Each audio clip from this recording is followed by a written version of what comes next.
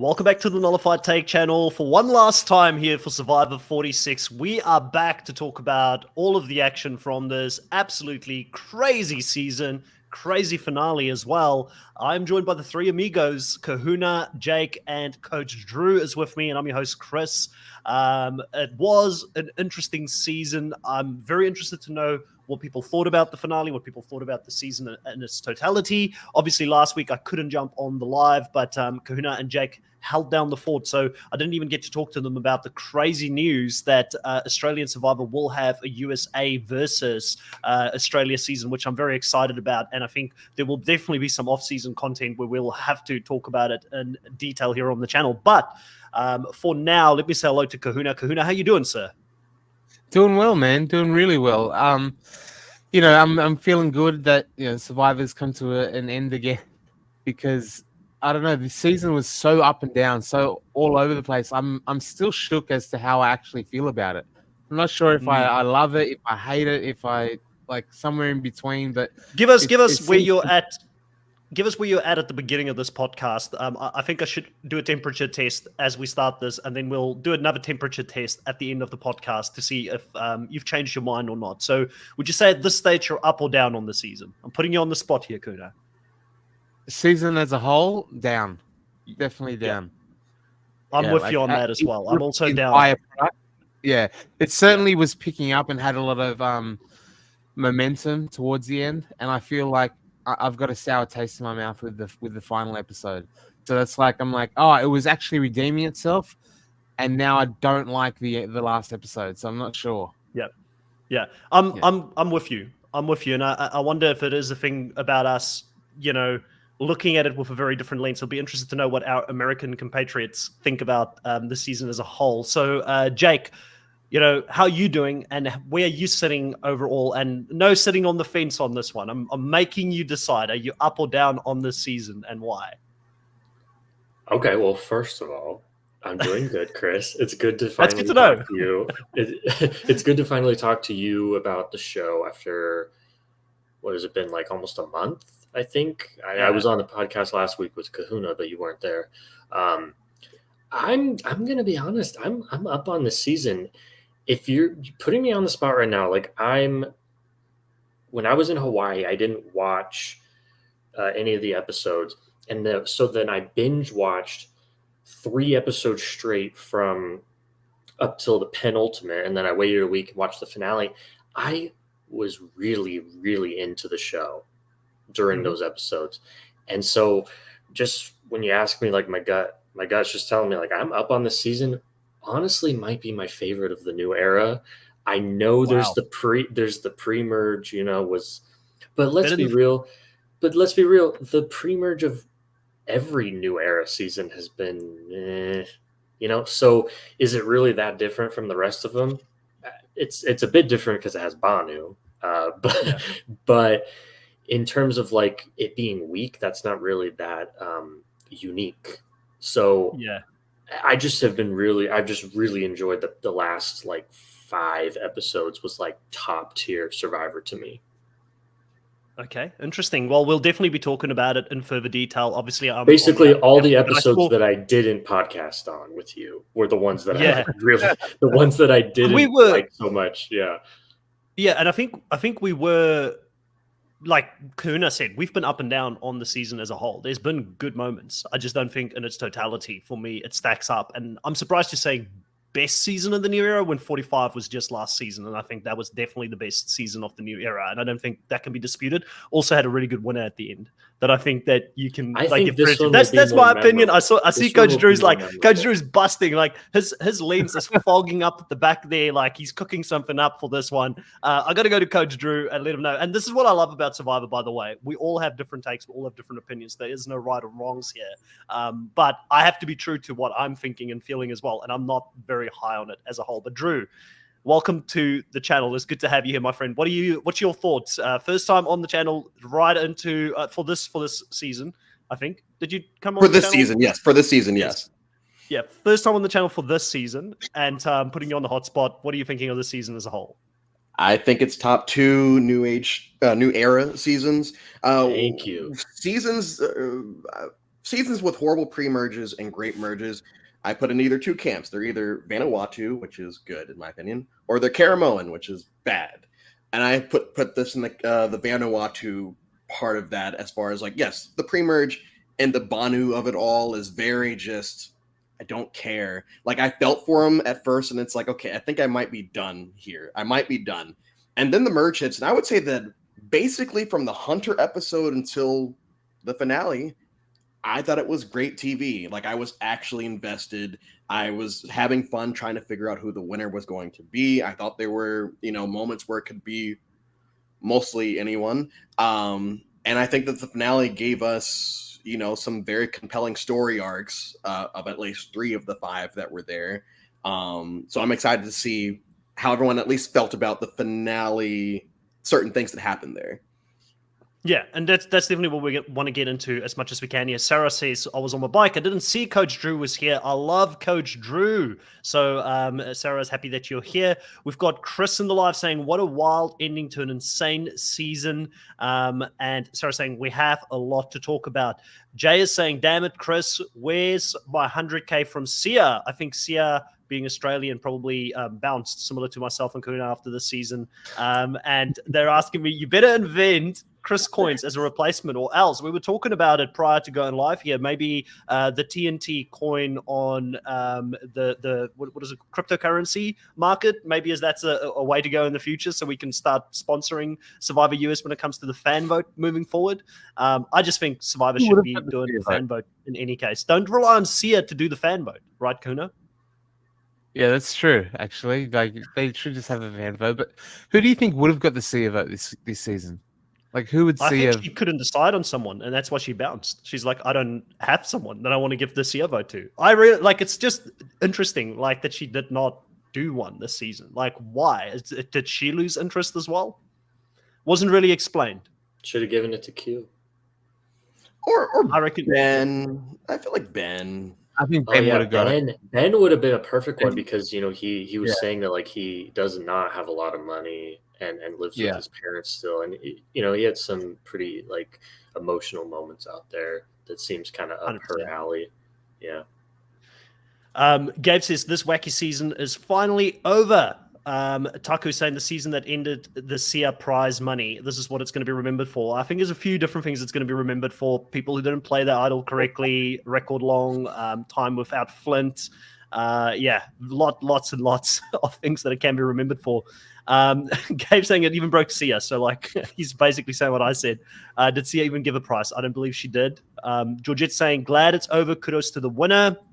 Also said, can't believe you didn't vote for your number 1, Kuna, at the end. And Chris, shame on you. Didn't vote for your number 1. You're Maria. Ah, right. Maria. Sorry. I'm slow this morning. It's early this morning here. Aaron Nunes is saying, hi, everyone. Great to see the full crew. Dolores and also Thomas, welcome to the live. Dolores is saying, sometimes I figure people are going in there thinking, if I don't win the 1 million, I'm going to make sure I win the Sia dollars. Totally agree. A few people agreeing. Scott is here as well, saying, once we got past Banu, I loved the season, despite being annoyed as hell with Q. He was entertaining, perhaps, but I felt like he was an arrogant bully. I don't feel like he was arrogant. I don't feel like he was a bully. But again, I can see why a lot of people think that, because a lot of people on the cast didn't like him. And I think if everybody's saying he's bad, then it looks that way. But I just didn't see it in his actions personally. Drew, you and I actually had a chat about this off air, because I know you weren't on the channel much this season, like we said, and we were both big fans of Q. Like, you remember I said to you, I love Q. When Q left, I feel like something inside of me died, and the rest of the season just wasn't as entertaining for me anymore. I won't say part of me died, because it was like, okay, we know that we got enough from Q that we're going to see him again. And yes, at the beginning of the season where he's sitting there telling Banu, you're my Philip Shepard and I'm Boston Rob, I'm like, all right, that's a tad bit arrogant. I'll give it to you. But, once again, what happened at the beginning of the season when, there's not going to be any villains. And then we get a compelling anti-hero. Oh, no, I won't call him an anti-hero. An anti-villain and Q. And everyone immediately online is like, we hate this guy. We hate this guy. It's like, what do you want? Like, if you want villains, they're giving it to you here. And we'll talk about somebody else that did something very villainous in this episode that everyone is kind of, we'll get there. Yeah. Marcus coming in with the take here, saying, "I will say this season is better than the last season for a simple fact that there was a lot more craziness this season. D pretty much ran a clean game, which kind of thwarted the entertainment. I still think there was some entertaining characters last season. Like, I mean, you had Drew, you had Sifu. You know, there was like a lot of good characters that season. So I wouldn't say it was completely boring. I appreciate good gameplay, and I like it when at the end of a season someone wins and I can say, wow, they played a good game. And I think D probably played one of the more dominant games, maybe the most dominant one of the new era. And that's maybe why I'm high on that season like I am. But I appreciate that different fans love different things, and that's totally fine with me. You know, I'm not going to be saying to Jake and Coach, you guys are completely crazy for thinking this season was great. That is their opinion. They're allowed to have that. That's what makes it so fun when we go back and forth and we debate what makes a good season and what doesn't make a good season. It's also why those winner rankings or season rankings are always so controversial, because everybody has their favorite season that somebody puts too low on a ranking, right? But let's get into the finale here. We start off very early on here with Maria and Charlie. You know, sort of, will they or won't they? Are they going to be targeting each other now for the rest of the season? And I think that, you know, it was interesting to see Maria in this point, Jake, because she's played a great game. Like, for me, I think what made this season kind of feel hollow is the fact, personally, I know some people saw Kenzie throughout the whole season. And again, I want to start this podcast off by saying, if you've won the season, you deserve it. Go home, be happy with it. Please don't get upset like Michelle did, because a lot of people didn't think she deserved her win. Enjoy it, right? My take is, I would have loved to see Charlie or Maria win this season because they dominated so much of this season, Jake. It was interesting. Even this finale was very heavy between Maria and Jake. Like, who's going to pull the trigger? Who's going to go out first? But Maria she ended up running out of places to hide at this stage in the game, just being as dominant as she is. What did you think of her trying to scramble here and trying to paint Ben as this mastermind target throughout this episode that nearly worked? I mean, Liz, the person who definitely would have won if she got to the finale, she was sold on it. Yeah, I thought it was absolutely hilarious that, like, the person that gave up on her puzzle in the middle of the challenge to help somebody else beat Maria was all of a sudden like, yeah, she's making some pretty good points, you know. Even Charlie was considering it. I know, yeah. And was that really real, or was that just the edit, you know, trying to make us feel like maybe there's a chance? Because, you know, I feel like they hate to give us like 100% certainty on things. They always like to throw like there's a 5% chance this might not happen, guys. So I don't know, but it did seem like Liz was persuaded for whatever reason, but going after Ben, interesting. That angle as well. Like, yeah, secretly he's pulling all the strings. Like, Ben, yeah, didn't do like the social aspect, which he does do very well. Like, say, look, he's just too likable. Like, she did say charismatic, but to go on the mastermind angle for Ben is like the worst possible way to do it. Like, there's no way anyone buys that. Apparently, Ben is saying in his exit interviews that Maria had been doing that the entire merge. I can see it. Was like whispering in people's ears, like, Ben, there's more to Ben, guys. Guys, Ben's real sneaky. Not though, is the problem. And they all know it. And I think she knew that too, which is why it was like crazy that, like, in that moment they were like suddenly like, oh, maybe she's right, you know. Crazy. I mean, optics wise, he's still there at that moment, and if she's been saying this all merge, and all of a sudden we're sitting there final five, and Ben is still sitting there, all you have to do is say, "See, I told you." Like, there he is. He's running this entire thing. And it's also a great smokescreen for you and Charlie if you guys decide to get back on the same page. You can paint someone else, and everyone starts to look away from you two again. But at this point, like, that was never going to happen. Yeah, there was no runway left, but it was impressive to see her at work on her back, making that move, and people kind of buying it. Like, I do think Maria is a top-tier player, and like Jeff said, the problem with Survivor is as soon as you become that top tier player, as soon as you become the threat, we've seen it with the Jessies, we've seen it with the Omars, you get taken out before the end because no one wants to go into a finale with you because you've got an impressive game that probably could win the jury over. And it was interesting to see play out. One thing for me, you brought up, Jake, the whole thing about Liz helping Kenzie in the immunity. Personally, I hate that. I know people will sit on the fence on this, and some people will be like, it's all fair in love and war. You play a social game. Survivor's a social game. If you've got social capital, then someone else can help you in the game. That's Survivor, right? But I feel like in the essence of fairness, and this is me coming from that sports angle, having been a really big sports fan my whole life, it is you against the opponent, not you against people from the different teams playing against you. It should be 1v1, in my opinion.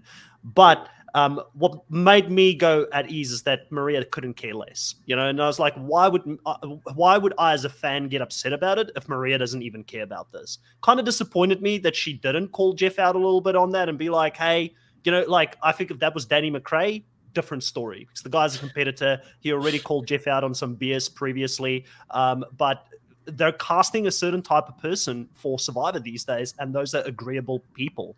I want to see a few more people with a little bit of fire in them, and it's one of the reasons I've been down on some of the casting choices that we've made within the new era sometimes. So, give me more Danny McRae's, give me more people that are there to win at all cost. I was disappointed. Kuna, how did you feel about that? As someone who also watches The Challenge, where shit like that happens all the time. Excuse my French. Also, Gabe, mark it up again. What's the time stamp, mate? Because it's happened in Australia. They've done this on Australia, and that's why I was like, I was surprised at how shocked everyone was in the online community. This has never been. Oh my gosh, what's happening? I can't believe it's never been done before. I'm like, it has been done before. Against Simon, was it? Yeah, that's right. Against Simon. They stacked up on him. They had 3 people going up against, bringing their buckets for him and stuff. So it's like, if the rules are there, they're playing within the rules. I don't like it either, from just on paper, but I appreciate them seeing that there's nothing against it in the rules and then doing whatever they could to get Maria out of the game. I appreciate that, strategy. Well, we're allowed to, so why aren't we doing this?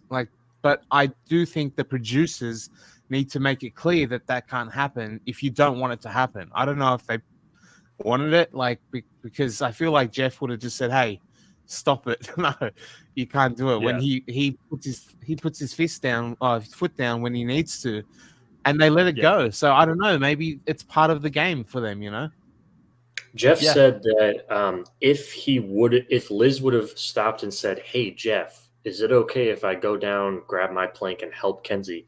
he probably would have said no.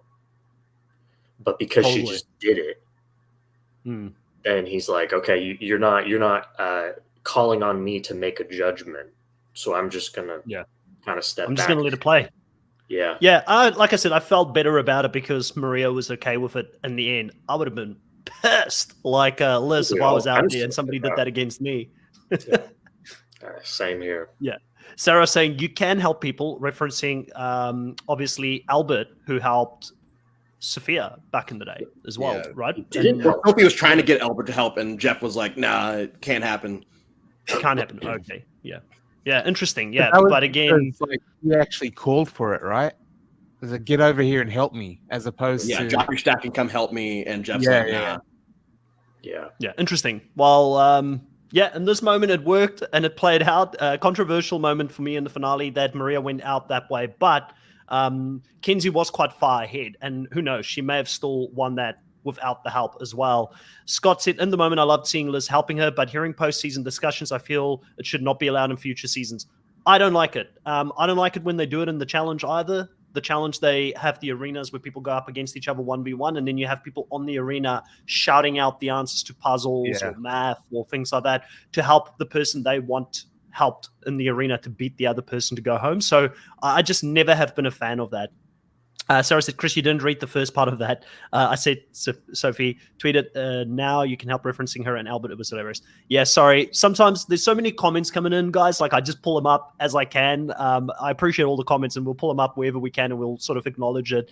But, yeah, I'm with Teal Trooper here. I would have been furious.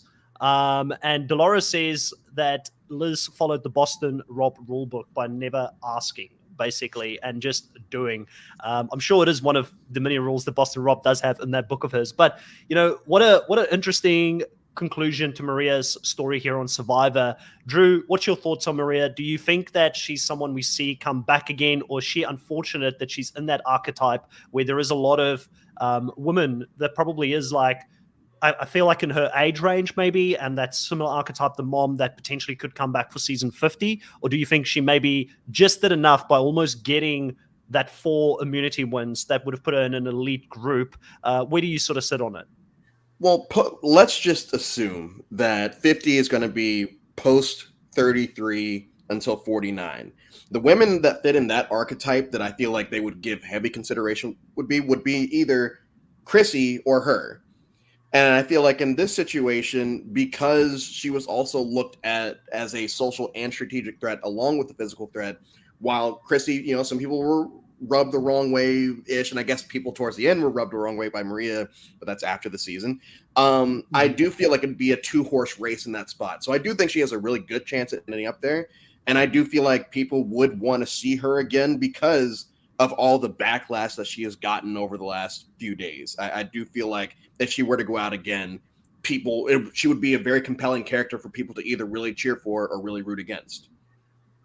Yeah, no, it's 100%. That's a great point. I personally loved the villain tag that she got with like a Q. I think that if Q comes back, there's a story there for her in season 50 where it's someone she's worked with before. And I know that Survivor loves carrying stories over from one season into another. So I think she's got that. And I think Q, to me, if we looked at this cast, who's the biggest lock to come back? It's got to be Q, right? I just don't see anybody else that made as big of an impact as he did in the season. I would almost argue has made as big of an impact on the new era of Survivor as Q. Like, there's a few definitely that come to mind, but again, I don't know if winners are coming back. Because if winners do come back, then there may be a Marianne that could come back as well. I think she made a pretty big impact as a new winner as well. D is someone that I think is very solid as a winner as well. But yeah, I think Q just as a character is up there, Jake. Who else do you think from this season, based on what we saw in the finale and that, would you say they're probably in the running to come back? Is Charlie someone that, you know, comes to mind, or do you think he's going to be in some stiff competition with his archetype, for instance, if he was to come back?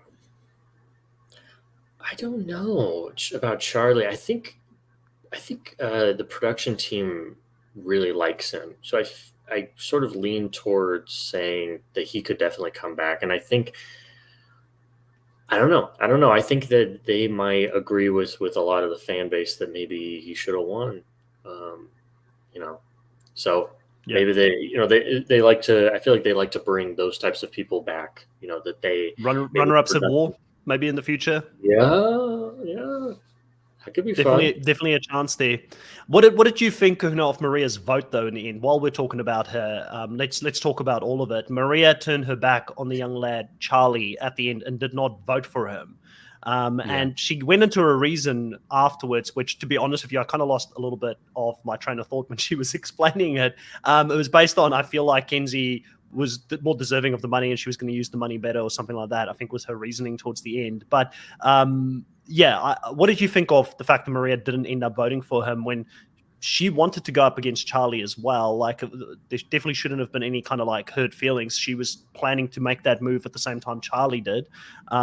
Me personally, I'm kind of low on the fact that she turned her back on him at the end there, and it could have been a draw. I hated it. For the potential outcome there, because I laugh deep inside when I imagine Ben having to make that decision. I think he may have like just melted on screen if he had to like choose between Kenzie, his night era friend, and Charlie, his number one, the entire way. He would have just like it would have been such good. And I don't think it's guaranteed, by the way, Charlie wins. I really don't. I think it could have been a flip of the coin. Come out and said he would have chosen Charlie. But then he also followed up with it and saying like, but I don't know. I was so emotional out there. I may have gone up and you know, we've been waiting for a while. Yeah, he's like, Kenzie hopes he writes it by accident again. Yeah, or like he like thinks that he's voting out Kenzie, but then actually votes for her to win. Look, I really did not like it, Maria, and it's not because she chose Kenzie. I just hated the reasoning for it. Like, what is she talking about? The fire in the eyes when she completed the challenge. Yeah, like, that was it. Is that all it comes down to now? Is just doing the fire? Like, if you do the fire well, the fire annoys the hell out of me. Like, discounting the entire season's worth of getting to that point. He's like, oh, I saw something in her eyes when she did the fire. Like, get out of here. Like, especially because of anyone. Don't play any strategic game throughout the whole season. Sit back, throw yourself into the fire challenge at the end, and just be like, here's my resume. Like, it annoys me even when people say that fire making is a resume builder. Like, I just don't agree with that. We had the same argument when Gabler won, right? And I'm like, everybody knows with Gabler, I like Gabler. I'm happy with his win. But I from the start, even when Gabler won that season, I said, definitely that should not have been the criteria. Like, they should not have been judging who's the girl again that went up against in the end there? Cassidy. They should not have judged Cassidy based on the fact that she didn't go for fire. I didn't agree with it then, and I don't agree with it now that Charlie was also made to feel like he should have gone down there to do the fire when he had a really good game up until that point. Fire should not have been the deciding factor, and it ended up being the deciding factor in Maria's eyes, where she actually ended up voting for Kenzie. It's crazy to me that is the thing now that determines winners. To me, that's a sign that, you know, to use a very bitter Survivor player, I definitely don't want to become a bitter Survivor podcaster, saying that the game is flawed. The game is flawed. Like, we need to get rid of this bloody challenge. I don't think it's a reason. Yeah, I think it was a BS reason. I think he had actual reasons, and she just used that as a cop. Yeah. I think being petty as shit. Drew, elaborate on that. What do you think her reasons were? Do you think she had bitter feelings towards I don't even think it was bitter feelings. And I think the more telling thing is when Jeff asked, raise your hand if your vote switched tonight. And Maria was one of 3 people that didn't raise their hands, which means I do feel like she had always planned on voting for Kenzie. Now, I don't know if it was stuff, if it was overly bitter. Because everyone kept trying to label her as a woman hater all season. So it's like, maybe if I vote Kenzie, people will look at me as, not this, or, there could have been bitter feelings there. I didn't get that vibe, but I did feel like when she was saying the fire in Kenzie's eyes thing, I'm like, I don't think I buy that. I don't think nobody has ever voted for somebody for that reason before. Nobody has ever, that's like a new concept that I've never heard of. Yeah. The fire in the eyes. Dolores says, I think if Charlie would have gone to make fire and won, Maria would have just found another excuse. So basically agreeing with what Drew is saying here. They put it in the edit, though. What we're missing is that I felt so uncomfortable how long it went in at the 5th tribal council when Maria went home, how long Kenzie glazed her up for. He was saying how amazing she is, great competitor. And they kept it in the edit for ages. I'm like, what is happening? Why are you talking about her like she lost, she's going home? Why is she getting so much praise right now? And then it actually worked. That's Kenzie's social game, was to glaze up Maria in the final tribal before it and say how amazing she was and how much I loved her. And I had to get you out. It's just too much respect. We had to double up on you. We are so good, Maria. Right? And she even told her that when she tried to, and I think that's a subtle skill that, giving Kenzie credit, because she does have a very good social game. And I'm happy for her that she won. It sounds like, she's going to put that money to good use in her personal life. And the one thing I will give Kenzie as well, while we're on her, I need to talk about this. I freaking hate it now when everybody goes to the finale. I'm going to put this into not-for-profit. I'm so righteous. I'm going to do this. No, she went in there and said, I want to put that money into my retirement. Yeah, I love that. I love that. I really think that when Charlie said, like, I have a few charities that I'll probably donate to. Yeah. That looked sounded like... it didn't sound yeah, honest. that wasn't real. Yeah.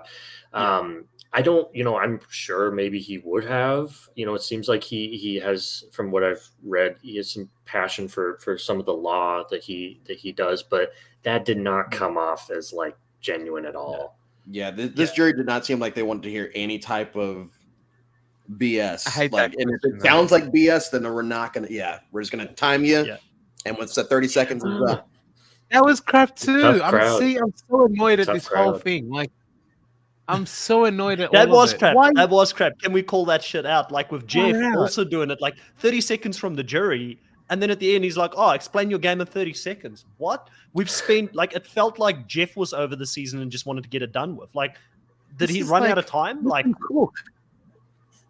yeah. I want to hear What was that, everything you Drew? have to say about it. Like, 30 seconds. Get the. Well, What do you Liz, mean? a couple people's post-game interviews, they're like, no, it was actually rushed while we were out there. Like, they That's kind of weird. said, hey, we have to submit our questions beforehand. We were given this much time. And it felt weird, like, with the jury talking, it's like, okay, no longer doing the outplay, outlast portions of it. It's like, everyone ask a question so we can get out of here. And I felt like, I know that at the beginning, Kahuna brought up that the finale kind of left a sour taste, and I'm just like, yeah, I don't agree, but like the way that it was ran, that way that the final tribal was ran, was just like, why can't we just go back to just asking questions? If we're gonna do this, just let them get up and ask a question instead of just kind of sitting there and we're going to timer, and it's like, come on. Yeah, to me, it felt like, and again, probably it wasn't, because Jeff's so passionate about every single season that he does. It could be the worst season in the history of the show, and he'd still be like, what an amazing season we had. Like, that's his job, right? Yeah. But it felt like, production-wise, it felt like they were like, let's wrap this thing, let's get it done, let's move on to the next season. It didn't feel like they enjoyed the end of the season or that they were just tired. It's on the back of 2 seasons shooting back-to-back, so that could also have an effect on it, obviously. But it definitely came across. It came across in the... when they get the reward, it's like, is this the end of the catering budget? Like, there was pudding in what, like, there was all this stuff, and then there was like, pudding. Like, clearly they just got that off the table where like lunch had finished, and they go, should we give it to them? All right. Like, it felt very, you're right. I didn't think like second season. Yeah. They're just like, we're done. Yeah, let's see what people are saying in the live. We haven't checked in with the live in a while. I'm going to go back and read some of the comments here. Jay says Charlie will definitely be back. He's the best of the young archetypes of the new era. Zach, Brandon, Dwight, Carson don't stand a chance against him. I think Carson's also but Carson's been doing some interesting things outside of Survivor. I haven't followed it closely on social, but I know there was some controversy with puzzles, and I don't know if I necessarily want to see him come back and play the game with that kind of behavior being displayed, and in the fandom community. I'm not going to be shading anybody on here. You guys could do your own research, but doesn't look good. Danica saying you may be right, but being the B versus potentially winning immunity to get the final 4, 1 million is worth the B. The B. Somebody help me here. I might be missing something. It was Maria didn't want to look like a bitch or something like that, I think. Oh, right. Yes. Oh, okay. Okay. So being potential winning immunity to get a final 4. Yeah. It's worth it. Yeah, 100% Anunes. We need people who are less worried about social media and people like roasting them on social media. We just need people who want to go there and win. Clearly, it didn't help, because she still is getting roasted on social media, and regardless. Like we said, if people are going to complain about them not casting villains, and then someone does something that is like, you can vote however you want, and I'm actually fine with what she did. You can't have someone do something villainous and then be like, oh man, I hate this. It's like, you were the ones complaining that they were going to stop casting villains, and all of a sudden someone does this, and Q does all his stuff, and you can't, what's the phrase? Have your cake and eat it too, or something like that. But that's what you have to do with the villain, right? Like in wrestling, when you get hate, you have, like, if you're booing, then it's good, right? But you can't say stop booing at them. They're playing really good villains right now. Stop booing. Like, the booing is part of being the villain. Like, Yeah. Gabe's got a really good idea for a future Survivor Philippines season here. We've got 2 great first boots in Jelinski and Reem who could come back as captains. Now, obviously, if we had to add a third one in there, would it be Zane Knight, everybody? Is that the other person that we put into that group of esteemed captains? Definitely. We actually, it's so funny, Drew, when Jelinski went home, we were all like, this guy's a legend in his own mind, doesn't know what he's talking about. He actually proved us all wrong. He became probably one of the biggest legends of the reunion. Like, yeah, crazy. I know. He got several shout-outs. I thought he was full of crap. I thought he was full of crap. Everyone's going to call this season 40 several, like forever now. Yeah. Definitely. For several years, people will be remembering Jelinski, and I think he'll be coming back at some point. Like Jeff seemed to really enjoy him and bringing his name up all the time. Scott saying Charlie deserves another shot. Dolores says Maria's excuses was exactly that, an excuse. Jay also said Charlie also helped Ben a lot with his night terrors, by the way.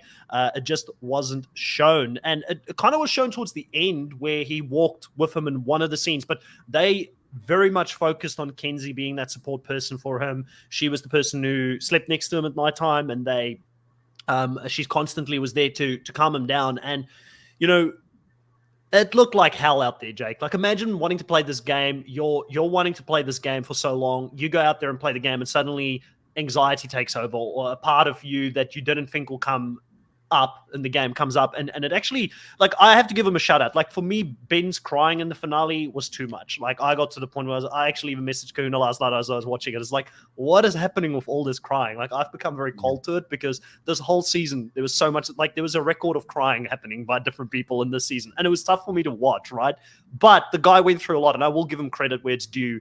Struggling with that, getting through the end actually, and not quitting, that is admirable, because most people just had to survive the hunger. He had to survive a real mental thing that was happening at the same time. So imagine having that weighing on you while playing this game where people are trying to strategize and vote you out while starving. Like, hats off to Ben. Like, yes, the crying got a lot for me at the end, but hats off to him for actually persevering, right, Jake?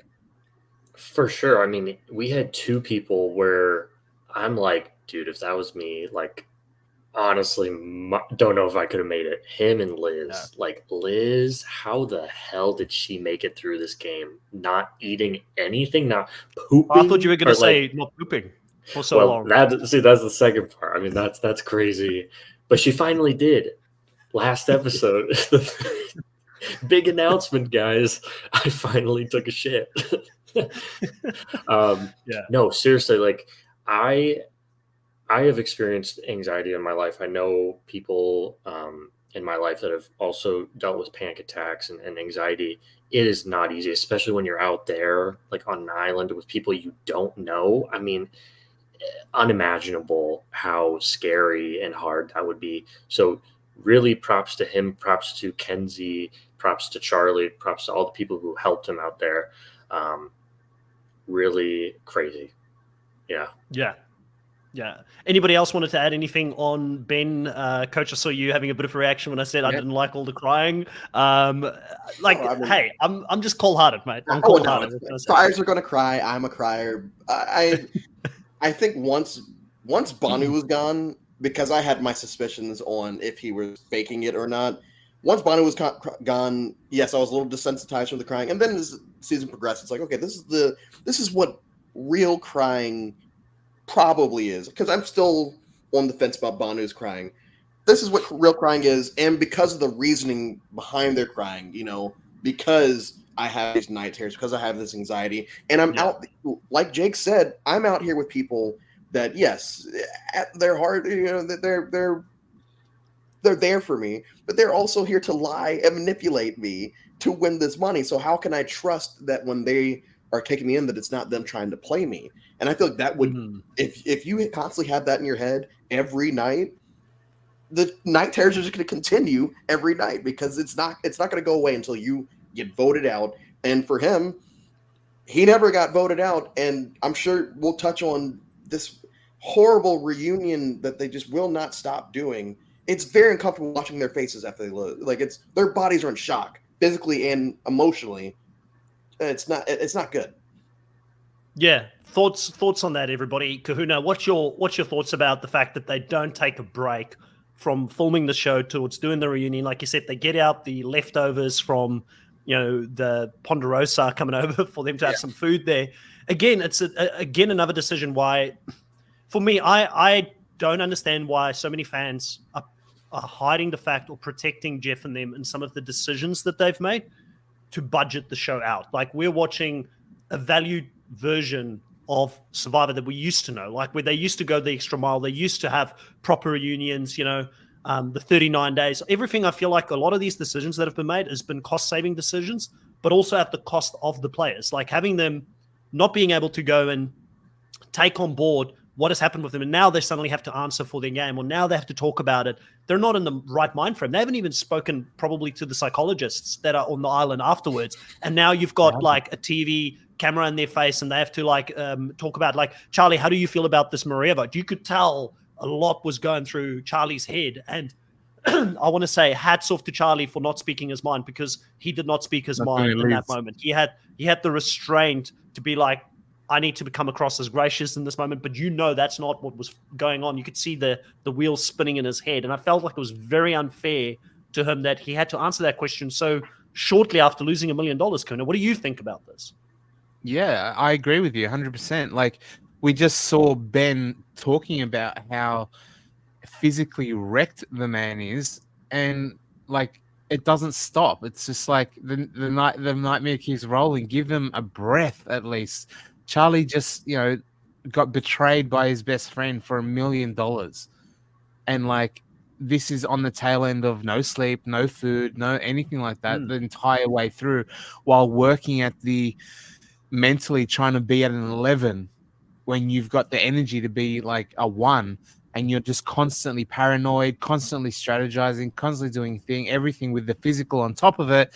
And what do you really think you're going to get the best questions and the best insights and the best thought out of them at this stage, when, like, I'm sure Charlie was just doing everything he could not to scream like Liz, like, just be like, I'm pissed, like, because that's how I would be. That's how I would be. Like, we just like, can I just say on Ben, right? Like, as part of that, like, when we've given it as an excuse in the past, Chris, not as an excuse, but a reason as to why this game is so difficult. It's so hard to function mentally when you're starved, when you're alone, when you're out there, when you're cold, when you're doing all that thing. It's the mental game that's way harder. And for Ben, again, Maria saying that he's the mastermind pulling all the strings, to then when he gets the choice and actually wins, he guarantees his no vote like position, like by putting Liz into fire. Again, done on vibes. So the worst decision that could have been made strategically in my mind was Ben's. Like, another thing about this whole thing that annoys me is, like, okay, did Maria make a bad decision? But then that was off of Ben's bad decision. Like, what do you expect? Ben got high off pizza and voted for Kenzie. I mean, I didn't expect anything less from Ben than to make the wrong decision and that's, I think, one of the reasons as well why I found Ben crying. Like, I know he had a real human moment, right? So I'll acknowledge that, but it was annoying to me because I knew no matter which way he's going and he's crying about it, he's going to make the wrong decision. And I think that played into me being like, your tears isn't worth it right now. You're going to choose between Charlie and Kenzie to go to the finale with you, where you should be choosing Liz. You should not be choosing either of them. They should be making fire against each other. And I think that is one of the reasons, not because of not believing his tears was real or anything like that. It's just because I was annoyed that I knew he was making the wrong decision regardless of the tears. So I was like, save your tears for this one, So frustrating to watch. But again, we've always said when Survivor evokes a certain emotion out of you, good or bad, it's probably doing its job right, Jake, because we're going to be remembering this moment. We're going to be talking about it. It got me feeling a certain kind of way, which is better than not caring. I that's what I've been saying, Chris. I mean, I think this was a memorable season, more memorable than the other New Era ones. For all the wrong reasons. For all exactly, bad Kuna. Exactly, Kuna. In certain regards, but I would say that 4 people going out with an idol. I mean, that's not necessarily good or bad. 5, wasn't it? 5 total, but 4 in a row. Wow. That's horrible. It's bad gameplay. No, actually, Jeff says that's good gameplay I on would the say that other people. honestly, I would say that it is good gameplay. Yeah, on I everybody actually else's sort of part agree. because Yeah. it's like, hey, we got a because they were plan, doing it when and we no one shut up. knew they had it. That's not gameplay to get the person out with the idol you didn't know they had. You're right, but it's more of a hey, we had a plan and we didn't leak it. And like it doesn't matter that they had the idol or not. It's the fact that they actually had a plan They didn't know it and was actually happening. kept their mouths shut about it, which is something that a lot of groups, a lot of these trust clusters, these voting blocks don't do. They'll always leak it to someone, and it's like, nope, we know what we're doing. We're gonna do it, and whether they have an idol or not doesn't really matter. Yeah, and I think I hear both arguments here. I think it comes down to, do you like good idol gameplay or do you like good blind sides of people with idols, and which side of the fence do you sit on? But I think one of the things we spoke about a couple of weeks ago here on the channel is that the current game of US Survivor, I feel like, makes it harder for you to play idols correctly. That's why when you look at Australia, idols are getting played correctly a lot more because there is no shot in the dark, which means you don't have to be as covert about the fact that you're going to vote someone out, that something somewhere is going to leak, which means I personally enjoy idol plays. So I enjoy it when people play it correctly and they make, they upset the apple cart because that one person that's in the outs, they find a way to get, one more vote in there, which I thought is what Jeff tried to prevent with the new era. He's trying to prevent pogongings. He's trying to prevent people from ganging up against the outcasts, So it just depends on where you sit on it. I think that the way that the US show currently works with those mechanics, and also even the Beware advantage to the way where you now lose votes or you have to make other people aware of your plan to try and get the idol activated, it all has had an effect on good idol play. And there's no dispute of that because we've had very little correct idol plays in the new era. Very little. I think it may have been one or two this new era so far that has been played correctly.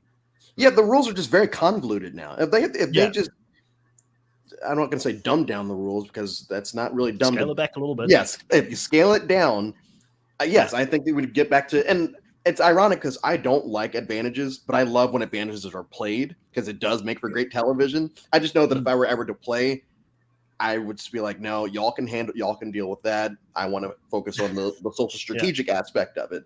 But I do understand what Kahuna is saying, and I would say that I agree for the most part. Like a 9 out of 10. We'll go about a 9 out of 10. What are the good, memorable things in this season? Well, there's definitely memorable moments. Yeah, there's definitely memorable. I mean, a good reason. Like Q as a person. Q's a horrible player. So Coach is a horrible player. I was like, Coach is a horrible player. I love Coach as well. He's a bad Survivor player, man. Yeah, Coach is a horrible player too, but like we still remember Coach. Yeah, but not for the right reasons. Like it's not even a balance. If it was Q is a bad player, but then there's this amazing player that was next, like the entire way through. Like there was nothing. Like it's one of the most memorable seasons. I think we just value different things. Dolores coming in with the gauntlet here. She does not miss a beat. So a good memorable moment was Q leaving. A few people who don't like it. Q and Venus are entertaining. Gabe is both Q and Venus fans. Venus, to me, towards the end, I wasn't like I was higher in the beginning, and towards the end I was like, I can now understand why people are like putting her to the side. She's just too much. But I would still love to see Venus come back. By the way, I think Venus coming back would be fun to watch. Like we've compared her on this channel quite a lot to Eliza, Coach Drew. Would you say that's accurate with Venus? Well, one of those people annoys me, but yes, I agree. I would say that I agree with that. And Eliza did come back for a second time and did pretty much the same. I feel like Venus would probably do around the same. She makes for good TV.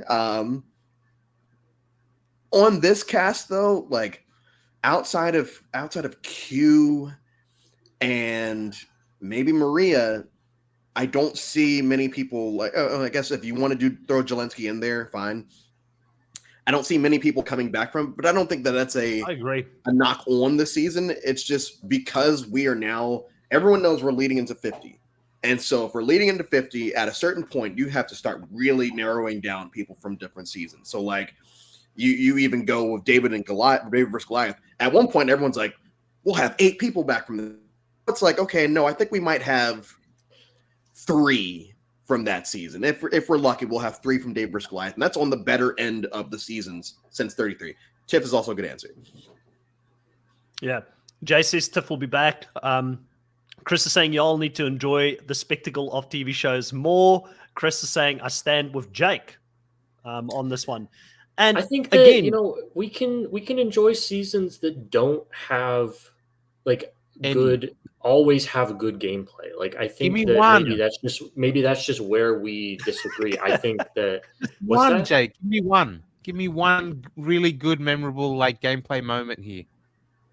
Gameplay moment? I mean, or even the memorable, iconic. The Tevin blindside was really good. I mean, that whole Hunter's blindside was good. Crazy, but Hunter's blindside was a good Hunter's one. blindside, Tiffany's blindside. I mean, there was some good strategy here, Kuna. There was some good strategy this season. I don't think that the conclusion was good. When you get to the Venus blindside and the Q blindside, okay, that's more on the people who got blindsided than the people actually making the moves. But let's not pretend that we didn't have good gameplay moments. I mean, I think I still love the moment where in the beginning of the season we had I forgot who the girl was who found the idol and then had all of them digging under a tree where there was ants and she's just sitting on the side watching it all get Gem. There was some good moments. There was some good moments going on. I'm with you. I still don't think this was a top tier season. It's probably mid at best for me. But again, I think it's a mid. I think when you look at the scope of all 46 seasons, this is a mid season for sure. Maybe even mid to low. But when you compare it to the new era, which I'm just not that high on in general, I think I find myself agreeing with Drew and Jake a lot now. I feel like we found that commonality. It's definitely somewhere mid. It's definitely some of the new era hasn't been super great, but a lot of that is not down only to the cast. It's also down to the fact that the game mechanics have changed a lot, and they've done all these things differently. Like we've spoken about the way that the final tribal works and doing the reunions immediately afterwards, not allowing players to actually strategically flex their muscle. I think that most of the flaws of this seasons are just flaws that are in every single new era season. I mean, I think that they're getting amplified in our minds because this is the 6th and most recent of the iteration of 3 tribes of 6, beware advantages, the mergatory, it's just like, these things, we just want them to go away, and I think that this being the most recent of them and just kind of the most egregious of being like, how have you not gotten rid of these things yet? I think that those flaws are amplified more. Scott coming up with a question I've asked a few times here on the live. I don't understand why those with an idol don't just play the shot in the dark, and if they're worried, then play the idol if the shot in the dark doesn't work. Like, for instance, when Q was just being way too he wanted to keep that idol for the final 5, to play it at the final 5, which is understandable, but why not play? This is a solo game. Why not play the shot in the dark at least the final 6? Take a shot and see what happens. I think at final 6 you can't play the shot in the dark at final 6. I think it expires at final 7. At final 7 with Venus, I don't know why she didn't play it. Maybe because she didn't want to lose her vote. And maybe she thought that if she gives up her vote, this vote will not go the way that she wanted it to. But I can't remember the exact dynamics of that moment, so I don't know. But and I also don't see people convoluted now. That's the fact that there are so many ways you can lose a vote, and this in the new era. And I'm mid on the new era. But the fact that there are so many ways you can lose a vote, or you have to do certain things, and until then you're just continuing to lose your vote. It's the vote is something that has always been consistent. When all these other advantages were being introduced pre-40, it was still okay, this is a lot, but at least people have their vote still. And now you have to worry about that. And going into a final 7 where there is this mechanic where you can play a shot in the dark, but you lose your votes. Why would I want to risk that late? If it's merge or pre, playing your shot in the dark is not the craziest thing because there's still a lot of time, a lot of people, a lot of time. That late in the game, every vote counts, and you can't just be oh well, just in case. Because what if people are actually telling you the truth, and you're the one that screws over, everyone else? Yeah. Yep. I want to touch on something real quick, and I know I've spoken about this a lot on this channel, but I do need to just bring it back up again, and I'm just hoping that somewhere down the line, enough fans talk about this to the point where we can change it. I don't like seeing people starve to death on the island. Like, I don't think they should be overfed. Like, I don't think they should be getting heaps of food to the point where you look at Australian Survivor. Russell Hantz, when he played that, famously said they get too much food, but they still lose so much weight on Australian Survivor because it's 50 days, right? By the end of it, you see the weight loss. So clearly having rice and more rice is not necessarily going to help you not lose weight. So just give them rice as a basic, at least, so we don't get the pizza vote happening with Ben where he loses his mind and he votes for Kenzie. I don't like seeing people like shells of their former self starving out there and not being able to think strategically or make smart moves. That's not entertaining for me, which I still think Jeff thinks that's entertaining. So just change it. If you're going to keep the day shorter and you want to make it more tough, don't use food as a cop-out in my mind. I don't know how any of you feel about that, but can we just change that and give them basic rations? I agree, but I'm really worried because I think that Jeff is taking the wrong message from the season, because what was probably the most memorable moment of the season, Liz's meltdown about Applebee's, that was entirely because she was starving to death from this mechanic. So I'm not feeling so good about that one, Chris, unfortunately. I think that Jeff is. But then we did have a really bad moment with Ben. So, but I don't think he's going to focus on that. I think he's going to focus on the, crazy meltdown from Liz because she wasn't fed enough by us. Oh, what a great mechanic. But in piggyback off that, then he can say, oh, see, it is harder than 39 days because we're not feeding them. So it's basically the same. And it's like, once again, I don't hate 26 days. It's whatever. But don't try to prove to the fans that it's harder. Yeah. We can see with our eyes that it is hard because you are not feeding them.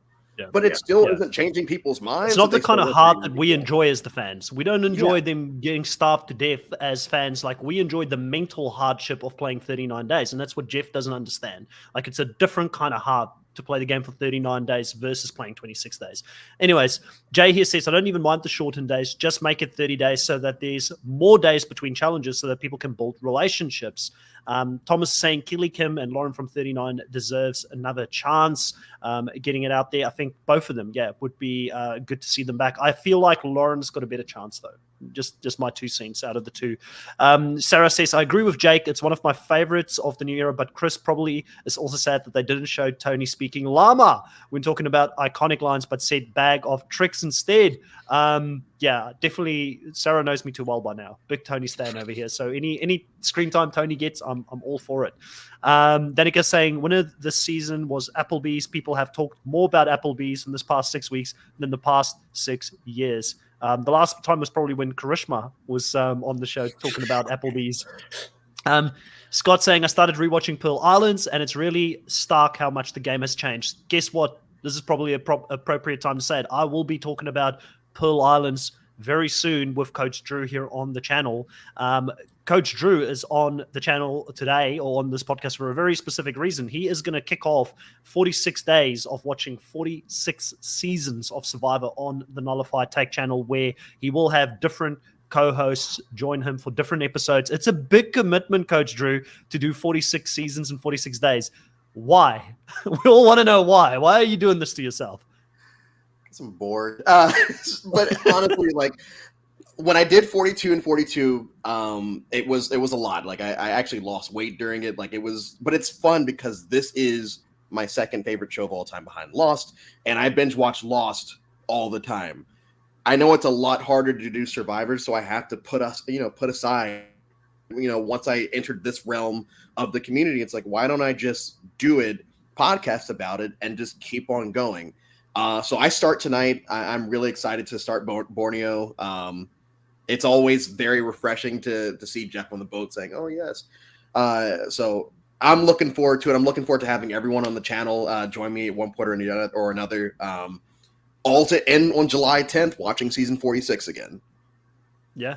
So there you have it. So Coach Drew's going to run this thing. He's going to host it on the channel here for 46 days. And, various different co-hosts of the Nullified Take channel will join him at certain times, and as well as other wider fans in the community. I know that Coach Drew has reached out to potentially even some players. I don't know if anything's locked in yet. I haven't seen the list, but stay tuned to the channel. There's some really good content coming in the off season.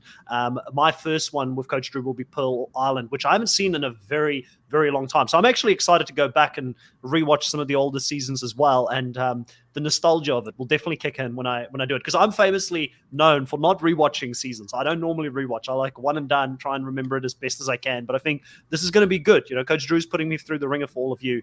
A lot of excitement here in the live. Jay saying awesome. Chris is saying a whole rewatch. Dolores saying, wow, baby, 46 days. You go, Coach. Gabe reckons you're going to fast forward through the challenges. No, I don't fast. It's 12 to 14 hours a day because I have Paramount Plus with no commercials. So it's 12 to 14 hours a day. I'm a coach, so I don't work during the summer. So it's very easy to get through it in a day. I will say that I do skip the recap episodes in the early seasons. So that is a bit of a cheat. I do skip the recap episodes. Not real. Fake. Not doing it. Jay says, all the negativity of the new era aside, I do feel like the new era is slowly finding its groove. Definitely. I mean, you know what you're getting yourself in for now. I feel like you do it for long enough, people will like a lot of people are now drinking the Kool-Aid when it comes to the game changes and things like that. Hey, I'm just glad they got rid of the hourglass and the do or die. That was the worst of the worst, and they did get rid of that. So I'm happy about that. Yeah. They just need to switch up the format. Just do 2 tribes. 2 tribes. Yeah. Like honestly, that's honest. Like that would be like make and it also the boat ride to lose your vote. Like I'm over the boat ride where you lose your vote automatically. Yeah. Chris is saying, "Oh my God, Lost is my favorite show. I've seen it more times than I can count." Sarah says, "Yay! When is this? I need you and Drew talking about this. I'll watch Coach Drew and you all day. Hopefully, it's alive. It will all be live. Yep. So." Everybody will be able to jump in. So I'm scheduling my time. So I'm jumping in with Coach Drew to do it over my weekends because of the time difference. I can't do the ones that he does in the middle of the week because I'll be working, but it's all going to be live. So keep an eye out for that. Natalie says, I don't get the Maria hate and agree with Carla. Totally agree. Like, listen, it's a game. It's not that deep. People at the end of the season, like we may disagree with some. We may disagree.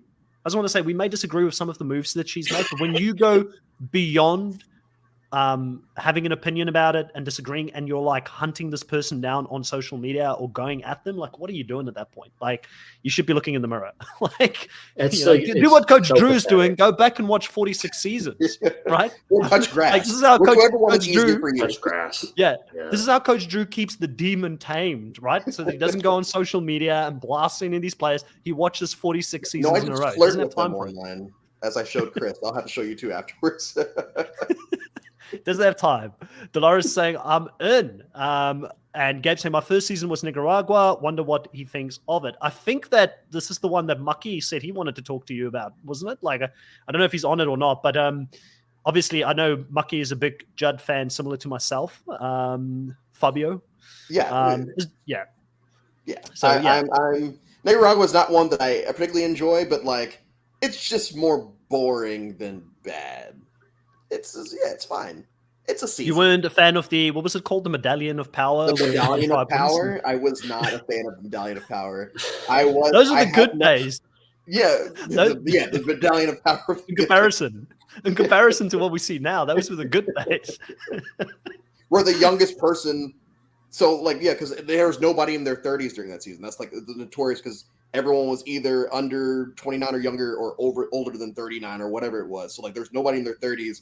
And, like, it's just, these people are just, it's like Gabon, but, like, 10 times worse.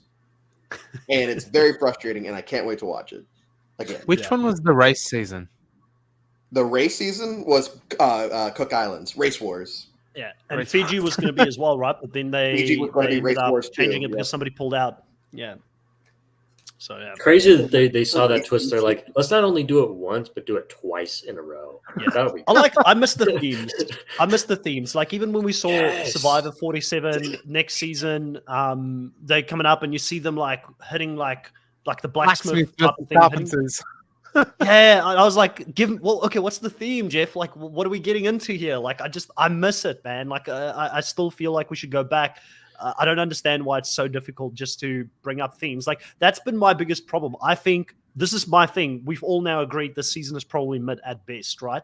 And when we think about it, if Survivor is successful, which we hope it is, and we get to season 62, outside of remembering Q played between season 40 and 50, like I feel like people who don't rewatch will not remember the season he played in. There's nothing that stands out to get people to be like, oh, Q played in season 46, you know? Mm-hmm. Unless you're like a student, like coach of the game, and you go and rewatch these seasons. I just think it's going to be forgettable in 10 years from now. That's the whole issue with them just being named the number. No one is going to remember. They're all just going to blur in your mind. Forget like, the fact that they all have Marianne the same win format. again? Like, Marianne, you might be right because she was in the second season, so you'd be like, 42. But, you know, like, again, I think a couple of seasons from now, it's all going to blur into one. I think that Jeff said that they are open to bringing back themes, but that the title will still have to have the number. So it would be Survivor 48. Just give us the theme. The blank. And it's like, okay. That's always what it's been. Fine. Season 20, heroes versus villains. Like, so you're just going back to what we used to do. And we're just like, okay, Jeff, who cares? Like, just bring back something new. Like, everyone's like, no, all or nothing, Jeff. While we're on it, back to the finale, right? What questions on the finale did you guys like? Was there anything that the jury said where you were like, wow, this was a good question, like this was a unique angle that they took in it? Did anything stand out for you in this finale? I like Venus's question. I was going to say, I like Venus's question. Did you guys remember it?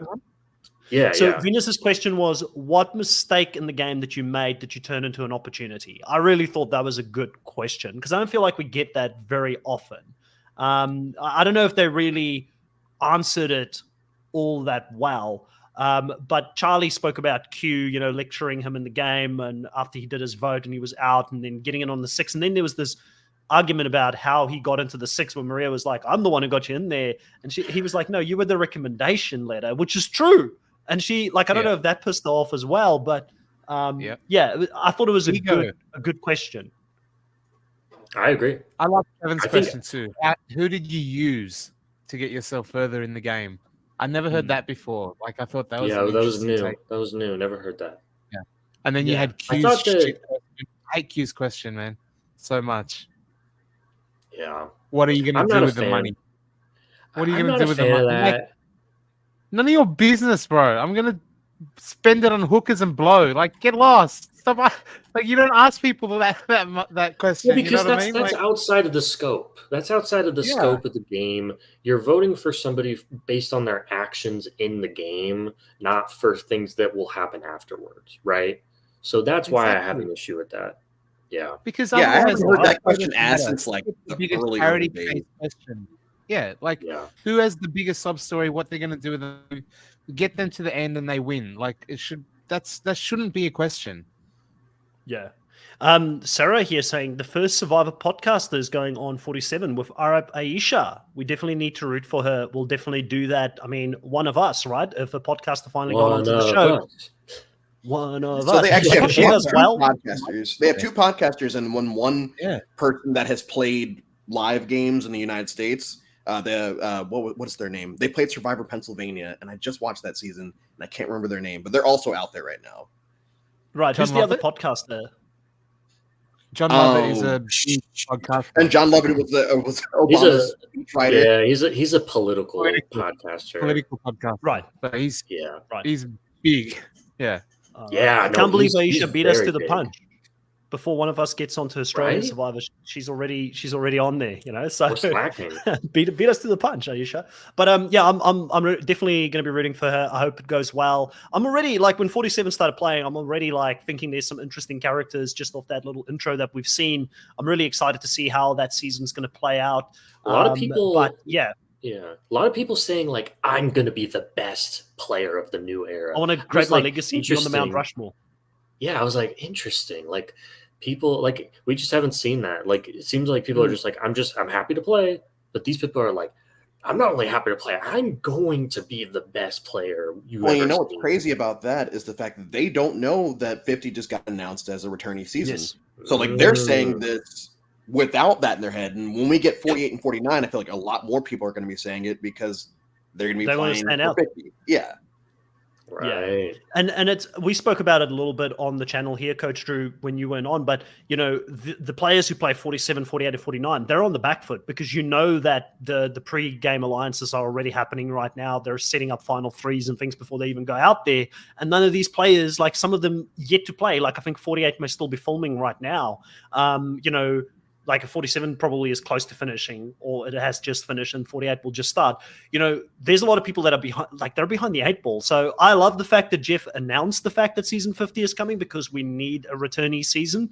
I'm a little bit disappointed we don't get 2, to be honest. Like I would have loved to 48 to be 1 and 50, because now what you've done is 50 has to be big. Like it's season 50, it's half a century. Like how do you make season 50 about an all-star season with newies only? Like you kind of have to do something like, I think we have to have like an era season or something where you've got the different eras.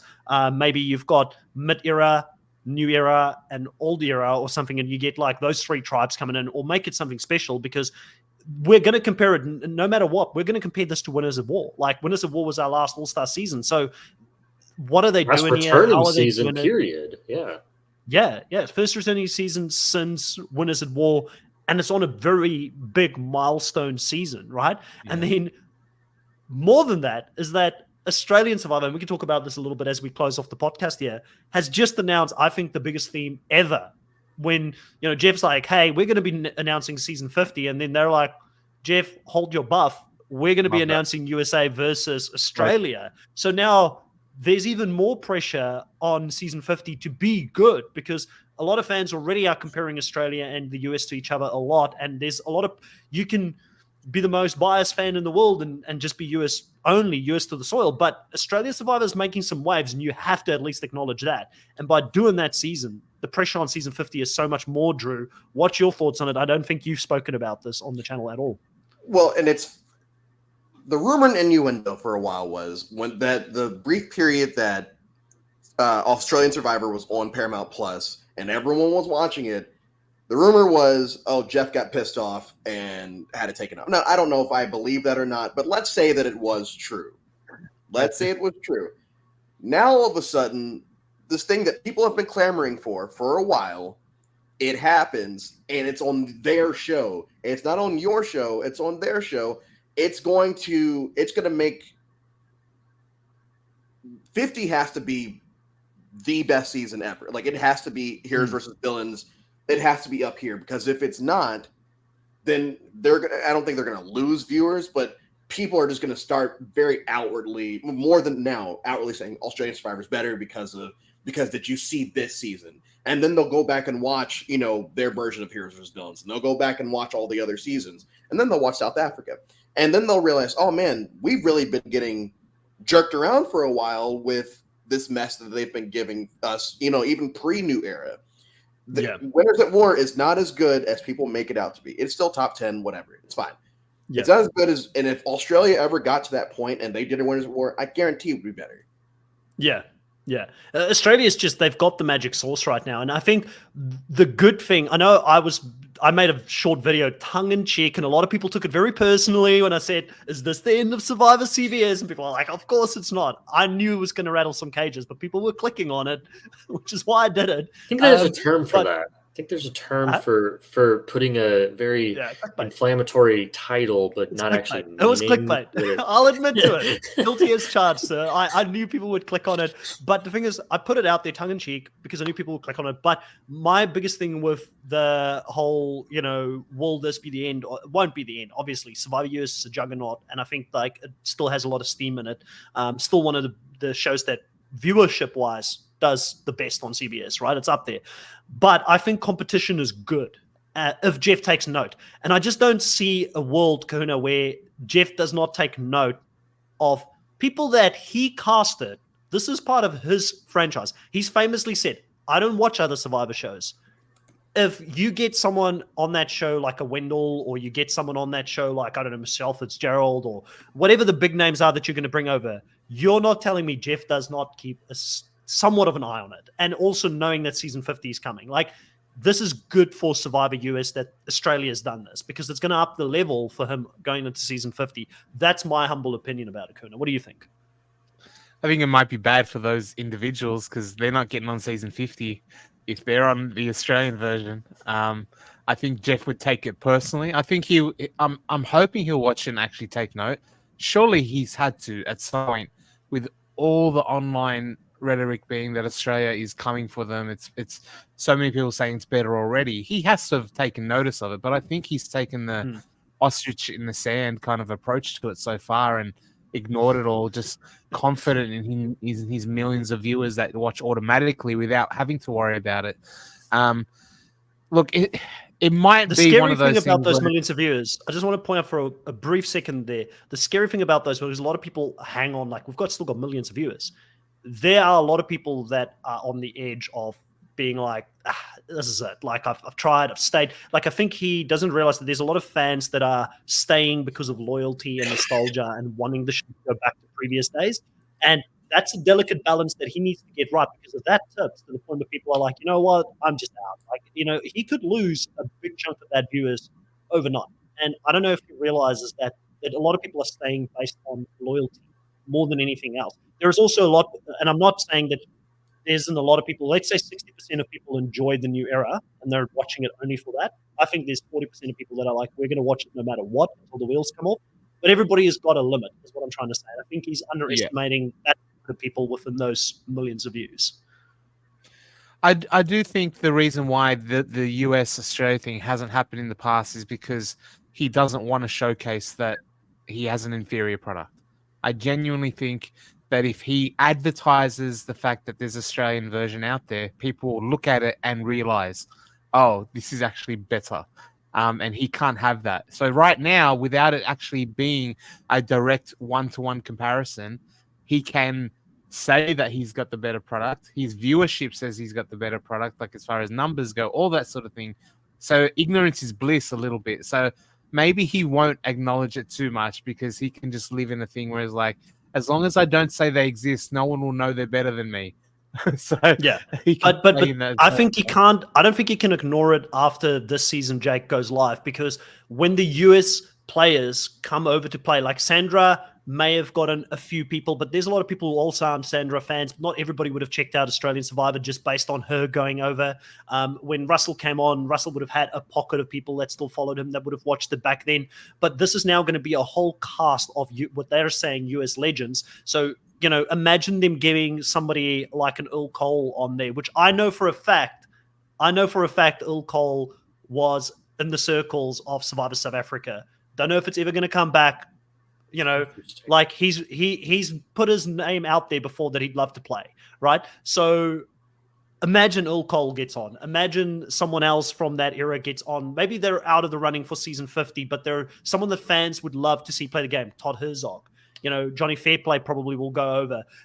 You know what I mean? Like, and they have to choose the right cast. This is the other danger here, because they're going to go up against some new kids on the block. So you can't just have all people from the old era coming on. You're going to have to find that right balance. But there are going to be fans that are going to check out Australian Survivor based on that season alone and based on the title of it being USA versus Australia. So I feel like that gives Jeff less of an opportunity to hide and ignore the Australian franchise, which I think is a masterstroke by the Australian producers, by the way. I agree. I think that, if Jeff stays quiet on this, that's pretty interesting, Yeah. And I think, if he doesn't stay quiet, we might be seeing some mad Jeff, or more like, not so happy that people are flocking to the other show instead of trying to get on this upcoming returning season. He's been too comfortable. We just need him to get uncomfortable. I think, Australia needs to, live up to this by picking the right people too. I think you already kind of said 100%. That, but like, we can't be having, like game changers type people, like no offense, but like, right. We need to be putting America's best versus Australia's best.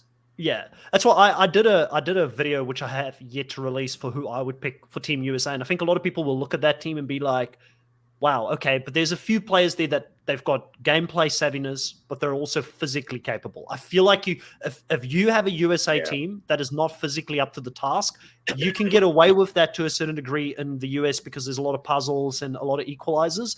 In Australian Survivor, if you're behind the 8 ball on the physical side, you're going to get screwed in the pre-merge section of the game. So you need people that can bring numbers. You can't just have Sari, Boston Rob, Sandra's over there like now, the Mount Rushmore, because they will not keep up with the new kids on the block. So you're going to have to get some of that middle seat. That's why I feel like a Wendell, for me personally, has to be a lock. Like, you got to get Wendell to go and play this game because they need someone of his athletic ability and strategic side of his mind.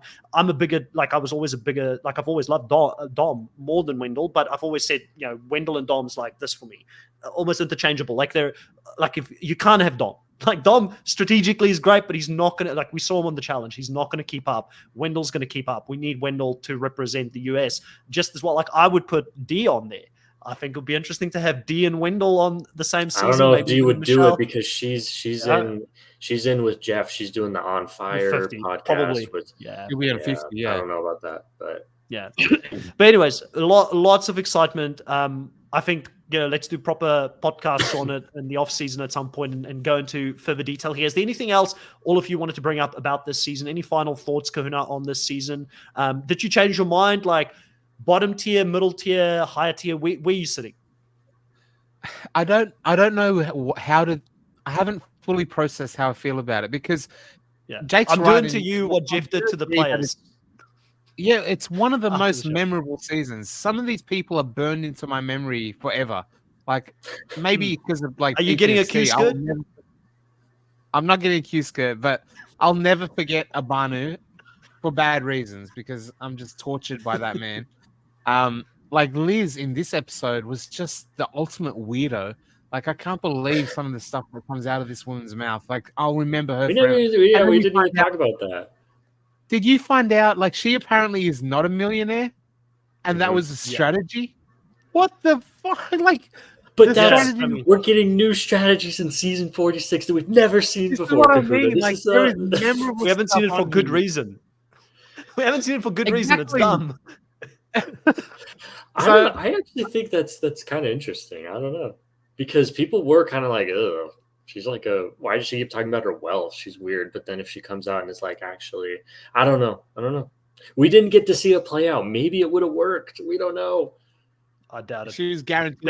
Like, you underestimate Liz in front of a jury, Chris. I was going to say, I was in love with Liz. Like, oh my actually. She wasn't winning. And it was so funny watching Ben blow her head up. And like, no, actually, you're the threat. And I'm like, what are you doing? Why are you doing, like, Chris, you were bringing up earlier that it's like, why are you telling this woman this thing that is not true? It's not true. And he's like, she's the biggest threat. She's got to go do fire. It's like, all right, Ben, your read on this game from what we are seeing is the worst. It's off. It's completely off. But he blew it up so much that Liz is sitting there after she loses and so, I would have beaten all of y'all. And the jury just like, I don't know where you got that one from, but that's not true. Yeah, she was in her own world. So, Kuna, we're mid, Jake, where do you sit on this? You said mid. Yeah. Very memorable, but just bad. Drew, you're mid as well?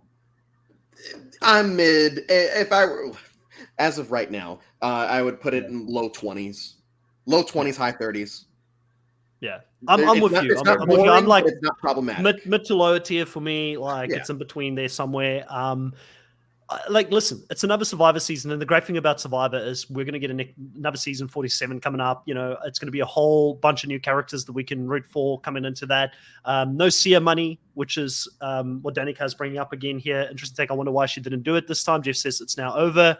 I just think Sia lost a little bit of interest. I think Sia is the classical fan. Like, if she was still at that level of, but also she doesn't have to do it. Like, I mean, she did it out of the goodness of her heart. Like, it shouldn't be like, an unlimited amount of Sia money every single, like, she doesn't get anything from this outside of just being a fan. Like, we should have Survivor doing their own fan award. It shouldn't be on Sia to do something like that. That's my take on it. But, I'm interested to see what's going to happen next season. We've got a whole off season now for those that are around that still want more Survivor content. Like I said, Coach Drew, we've drafted him in for the off season to do 46 days of 46 seasons of Survivor. It is going to be an absolute marathon event by Coach Drew, podcasting stamina of the highest caliber to see him come on here and talk to various co-hosts of the Nullified Take, as well as some wider fans and friends in the Survivor online community, as well as potentially some future. Imagine if you had future players on. Past players of Survivor on the channel as well. So keep an eye out on that. It should be a lot of fun. I will also be on to do a couple of seasons. Subscribe to the channel if you want to see other off-season content, like who should be casted for season 50, our thoughts on season 50, who should be casted for the USA team to go up against the Australian Survivor team when they do film that later on this year. And also some Australian Survivor off-season content at some point, maybe even some more interviews with players coming up. So plenty of things going on in this channel. Subscribe to the channel, hit the like button, put the notification bell on. Everybody in the live, I'm sorry I couldn't read all the comments towards the end. There were so many great comments. Thank you so much for being there. Thank you for taking part in the conversation. I really appreciate each one of you. You're all part of the TNT tribe. But for now, catch your torches, head back to camp, and we'll catch you next time. Bye.